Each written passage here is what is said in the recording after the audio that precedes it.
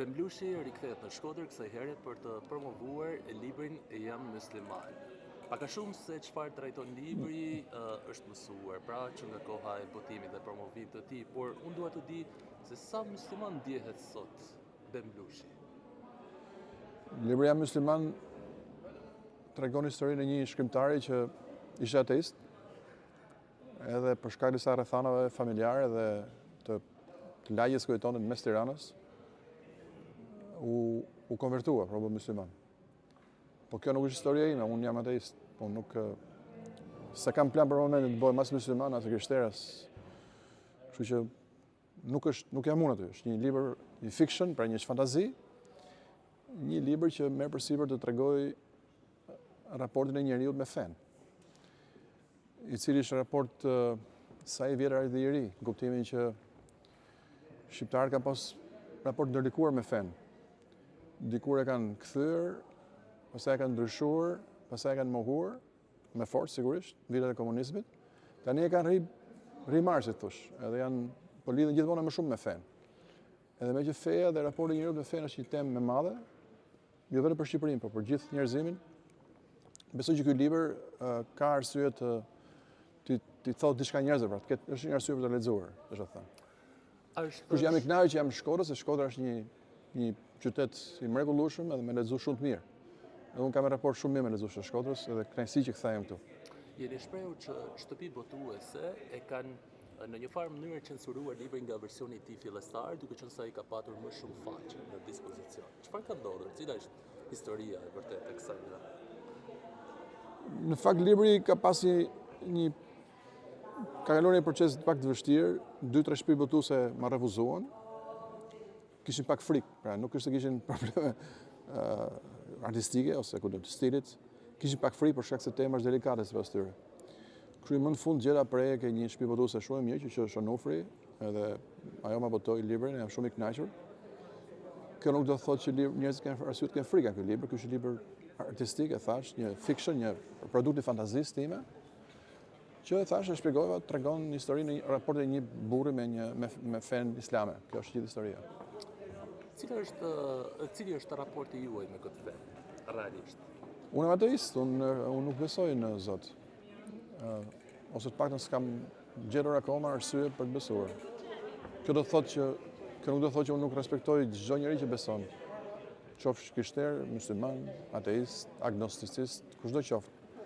Pra i reflektoj gjithë ata që besojnë. E vetme gjë që unë kam, edhe këtë libër kam shprehur, në fakt është kur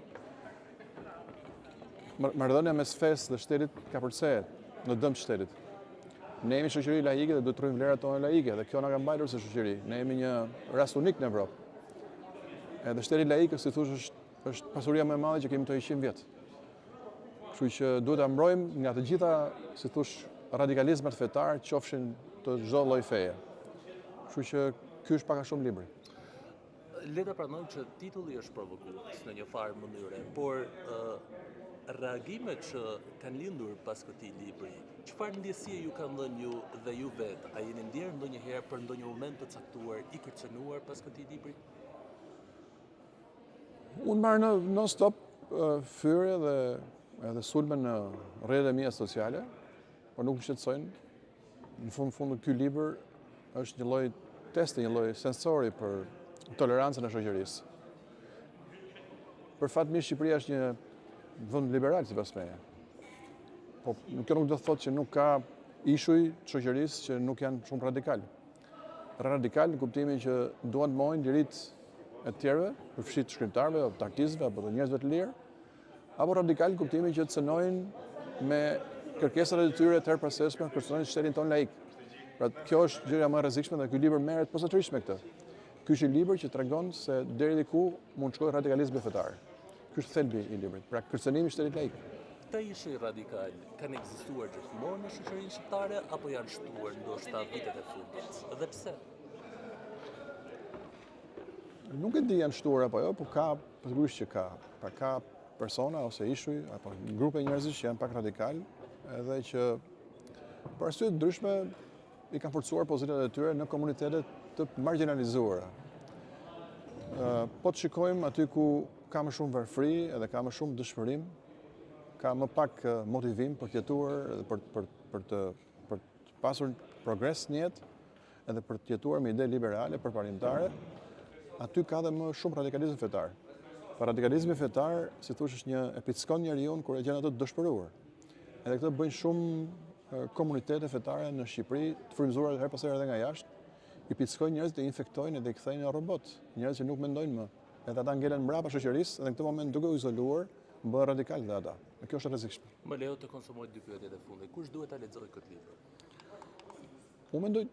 Unë mendoj që kushdo mund të lexojë, qoftë një ateist, një besimtar, njëri nga Shkodra, nga Vlora, nga Korça, nga Tirana, edhe mund të them që libri është lexuar shumë. Para se ka pasur shumë debat, por është lexuar shumë. Ky është nga libra më të shitur, jo vetëm të mit, por në përgjithësi në vitet e fundit në Shqipëri. Për fat mirë mori dhe u vlerësuan panelin e Prishtinës para një muaji, u shpall libri i vitit, çka më motivon shumë, vjen mirë që kam bërë të libër. Çështjet e fesë janë çështje delikate, të ndjeshmërisë, sidomos në shoqërinë tonë për të ruajtur ekuilibrat, po aq të rëndësishme janë edhe ato shoqërore dhe politike. Po jetojmë kohë të trazuara në fakt, me reagime, kundër reagime të vazhdueshme. Revolucioni Flamingo është një prej tyre. Tani ne Bemblushin nuk e shohim dot vetëm si shkrimtar. Unë nuk dua të flas për çështje politike, kam bërë pak me veten. Sot kam ardhur për të bërë një takim letrar, artistik, kështu që kjo më shumë duket një çështje shoqërore në fakt që i përket shoqërisë, jo thjesht politike. Rezervohen bë deklarata politike si mos në këtë kontekst. Sot dua të shijoj këtë skenë kaq të bukur këtu me miq nga Shkodra, të cilët po më presin, kështu që ju falenderoj shumë për intervistën.